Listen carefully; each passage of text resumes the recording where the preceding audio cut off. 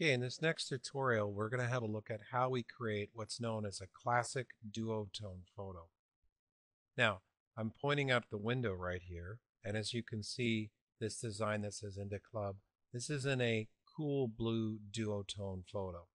So we're going to start with how we create a 400 by 400 pixel icon in this case, using a duotone method, and this is something that we use often for our cover arts at Bunker 8. So we're going to show you how it's done. So we're going to take a photo, and I'm going to first open that up, navigate to it. We're going to take this lovely picture of the guy on the cross, and this is opened up in a separate window inside Photoshop. Now we're going to press Control A, okay, and that's going to allow us to copy the image. So we're going to press Control C now. We're going to click back in the window. We're going to make sure we're on this upper folder here so that we can see the effect. Click on a few layers below. Now we're going to press Control V. Now we can see that there's a few interactions going on here. Now we've basically taken this image, which was at a different resolution over here, which in this case the image size was 680 by 492, and we've put it into a new Photoshop document that's 400 by 400, which will allow us to give the subject a little bit more focus. We can see that everything sort of looks right, but he looks kind of green, whereas we can see that this image here of this individual with the microphone, we can see that it looks like a solid blue. So if we remove the blue layer, we can see that this layer is actually desaturated. So all the color's been removed. So we're going to perform the same function to this photo. We're going to desaturate it and then give it a tone.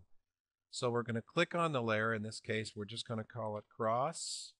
And then we're going to click on the layer and we're going to press Control-Shift-U. Okay? Or we can select Image Mode Desaturate or Grayscale. And by doing that, we're going to lose all of the color that's in the image. And now it's a black and white image. And then we're going to place a color on top of it. In this case, I've created a layer which is solid blue. We can use any tone we want.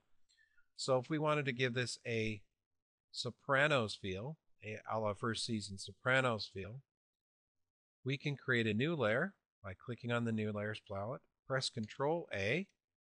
We're going to go down to our color picker, and we're going to select a red layer, and we're going to select a very deep red. So we're just going to sort of mess around with that layer a bit, get it down to the red palette there.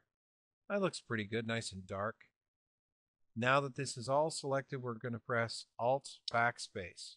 Now that Alt Backspace allows me to fill the entire selection region. When I press Control A, this fills up the 400 pixel area with red. Now, of course, if we turn on any of the layers beneath it, nothing happens. So what we're going to want to do is go up to our layers palette here, and we're going to set it to overlay. By setting it to overlay, this is going to overlay this red color over top of any layer beneath it.